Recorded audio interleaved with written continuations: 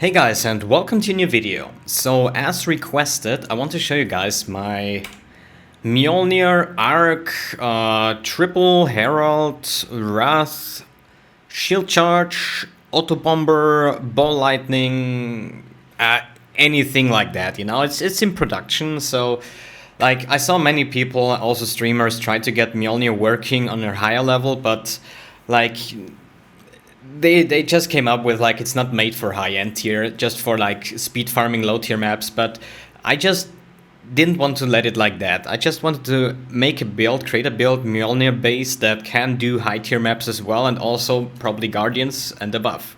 So this is my current state of the art. Before I go over the build and stuff, I will just run a map that I just bought because I was running out of tier 15, 16. There's some couple tier 14s left, but only one of each for Elder. So I just bought this, so I think let's just make this one magic. What do we have? That's like, okay, this is one of the monsters have 90% chance to avoid elemental ailments. This is a map mod that you can run, but when you sometimes charge into a pack, it doesn't instantly disappear because sometimes, you know, they avoid the ailments. So for showcase, let me just, you know, hexproof, bloodline, minus maximum resistance. Yeah, let's do it like that. Who cares? The only thing that we can't run is actually elemental resist, elemental reflect.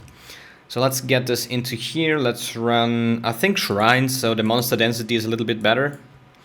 And yeah, probably let's summon our golem. Our heralds are active. Yeah, I think we're good to go. So as we in the map, we just start our blood rage. It's actually not too bad. And then you just charge around. And explode stuff before it explodes you, and you are pretty tanky though, I have to say. So I'm running at the moment like 6.2k life with almost 1000 energy shield. I was trying to get it on Mind Over Matter, but you know, if you reserve so much mana, it's just no way you can run Mind Over Matter.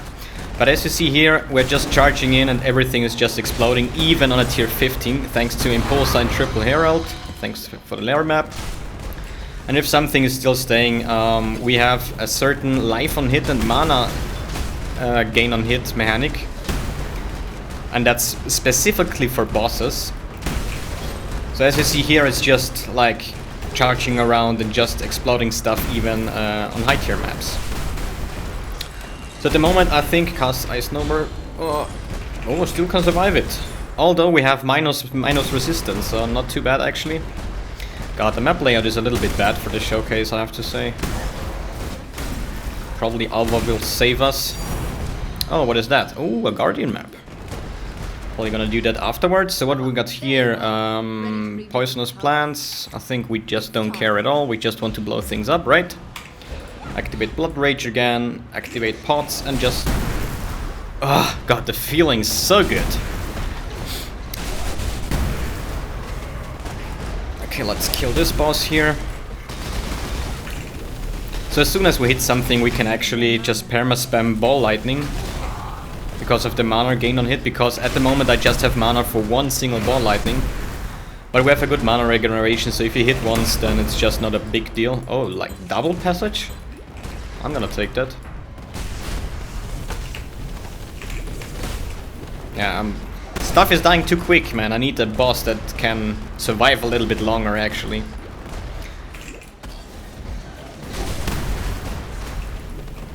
Yeah, like most of the stuff is just instantly exploding. Even if the mobs have more life, and they have like 43% on a tier 50 map, so the mobs do have actually quite some life. So what else can we do? We can actually do the boss, I think. It's right up here. Let's just explode something more. I think let's just kill the boss. Like single target is not the worst, I would say. As soon as you can start spamming your stuff, and you even have Val Arc that is also doing quite some DPS. Well, the stupid boss is always disappearing. Come on. Maybe Carcass isn't like the best map to showcase, probably. But as you see, we're still pretty tanky. And we're shooting a lot of balls here. I think last set of mobs here. And let's charge kill it. Perfect. So as you see, even tier 15, like, not a real problem at all. So let's just clear the map, I would say, and then we talk about the build itself.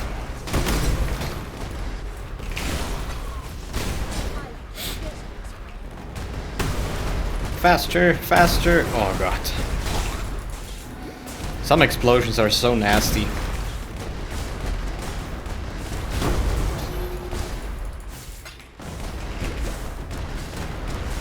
All you gotta do is just hold down one button.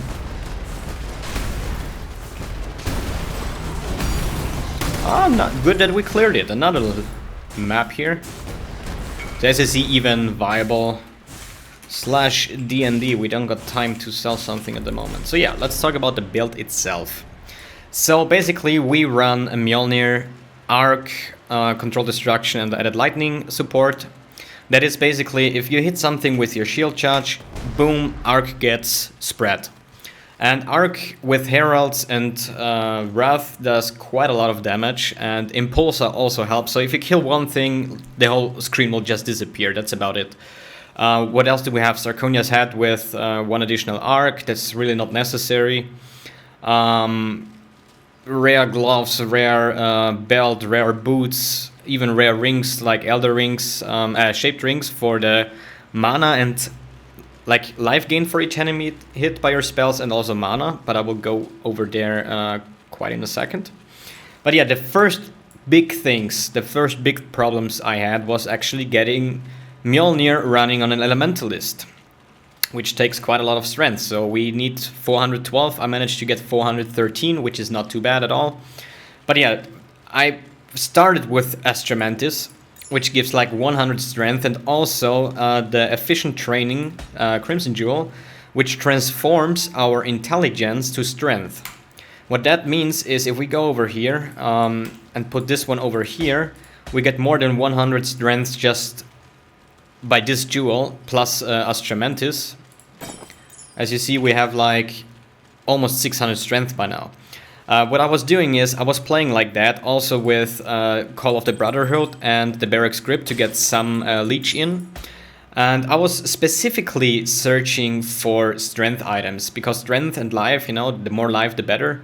I was getting just fingerless silk gloves with Insanity Craft, so you have like more attack speed to charge faster, with a very common shield charge, faster 45 faster attacks, and Culling Strike support. Culling Strike because it also speeds up our shield charge. Then I got a Stygian Vice with 51 strength, 99 life. Not the best resistance, but you know, I was just trying to get as much strength as I can get to just skip the Mbxtreme'S and get one free jewel slot.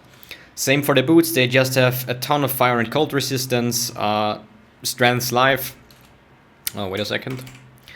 And yeah, after one point I was able to remove the Mbxtreme'S to still have enough strength. Probably not at the moment, why not? Yeah, because my rings have strength on them. So yeah, at one point when I was just replacing my rings for these shaped rings, for the rings I specifically just searched for life gained for each enemy hit by your spells and mana gained. You have to take care that it is spells and not attacks, because attacks would just be for shield charge, any melee attack or something, but we want to have it for spells, so heralds count, ball lightning count, like everything we do counts, right? And the strength was just an extra thing that was on the ring, which was actually pretty good. Same counts for the other one, that one I crafted myself because I was lacking some resistance. So the two rings have both life and mana gain for each enemy hit by your spells. Amulet is just crit chance, multiplier, life, resistance. It's just everything on your rare items is just life and resistance, and if possible get strength on it. So at one point I just tried to play without Call of the Brotherhood, and the Shatter still works, as you saw. Barracks Grip not needed anymore because we have enough life gained on hit, so we don't rely on leech anymore. Mbxtreme'S as set with the strength items, and what is that, a jewel? Ah yeah, that was in here. So yeah, at one point I had enough strength just to sustain Mjölnir just as it is, you know. So I'm free on jewels and free on everything else. Which makes me come to my next part. The Impulsor is socketed with a 6-linked Ball Lightning. So we have Ball Lightning, Spell Echo, Added Lightning, Control Destruction, Faster Casting, and Slower Projectiles. What it does is fires pretty fast, but very slow projectiles. So we get the full amount of particles hit the enemy, so we can get a ton out of life on hit and mana gained on hit. Because there's not just one ball hitting, there is all the sparks flying around, so it's a very high attack speed ratio or hit ratio. And it's also spell, so yeah, we profit a ton of these. What else do we got? In our boots we got a cast when damage taken, level 1, cast Immortal Call level 3, Wallet's Mark level 5, and Tempest Shield. That's pretty much a usual cast when damage taken setup to just have a little bit more survivability when you get hit. The shield is a shaped shield with the mod socketed gems have 15% reduced mana reservation, which lets us take advantage to just get Herald of Ice, Wrath, and Ash into the shield. So you see, we have such a high amount of elemental damage that we don't really rely on any 4-linked Herald of Ash or something like that. We just run it pure as it is. On the helmet, we have Herald of Thunder linked to Curse on Hit and Wallet's Mark. That's not really necessary because we can sustain it without. It's just like in the tryout mode as well. So if I put this with an Enlighten, or I don't know what else you can do with it, or even try to get MOM working, but you need a ton of mana. I think I have like 1k, so I think you should take like 2/3 of your life, or at least 1/3 of your life should be free. But anyways, I think we are through with the gems itself. We had the hat with Herald of Thunder. Here we have Blood Rage, and in the ring I have my Golem. Yeah, damage, rares, and so on. For Flask setup, I choose to run the Wise Oak because I min-maxed my resistances, so I benefit from all the damage penetrations and also the defensive buffs, which is actually pretty strong on this character because Elementalist, you know, 3 heralds, you have fire, ice, and lightning damage, or cold, better said. So we get the full amount of functionality out of the Wise Oak Flask by min-maxing our uncapped resistances. What else? At Serious Promise, obviously elemental damage is extra chaos damage and some more leech. Diamond Flask to have more crit, a Life Flask to help with, with life sustain. Also with removes curses, and here we got removes bleeding, and here we got a Quicksilver Flask for immunity to freeze and chill.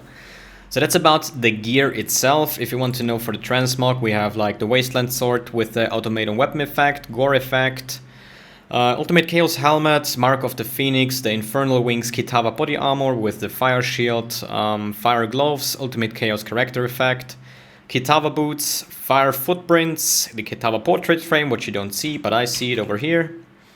And I think we are good to go with the Demon King Portal effect.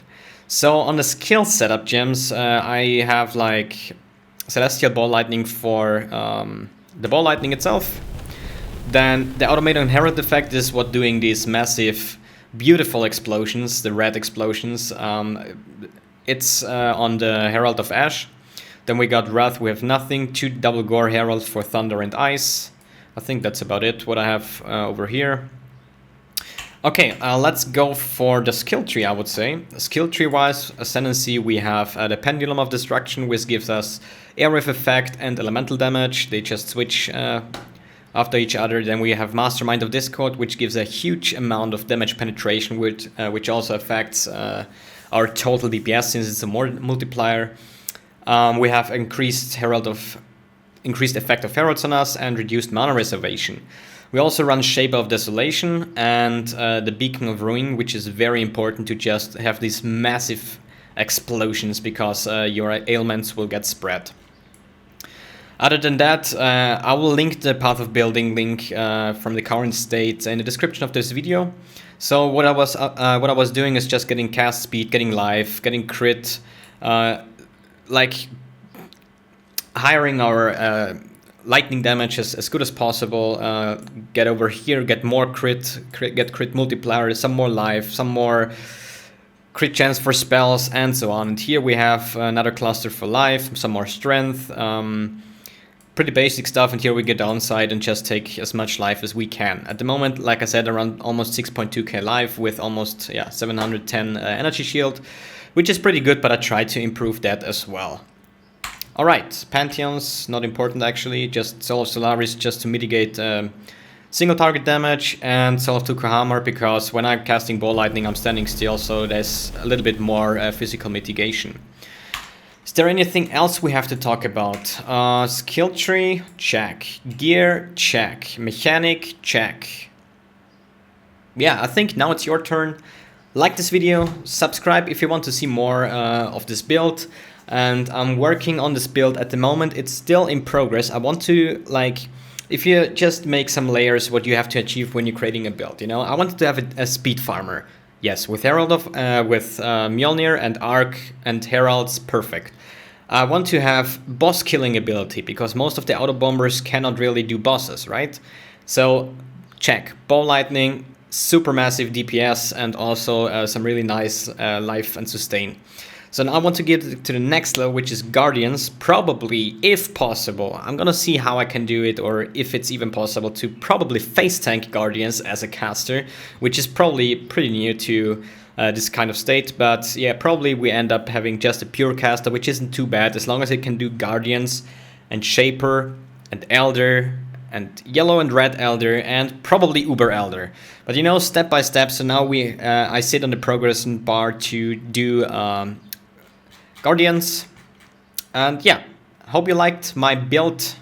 Forge, Elementalist, Ultra Bomber, and yeah, would like if you have maybe some questions or some ideas that we can together improve this character, because this is my current main character. As you see on the experience bar, I'm rarely dying, at the moment level 90, so yeah, thanks for tuning in, thanks for watching, and see you on the next video.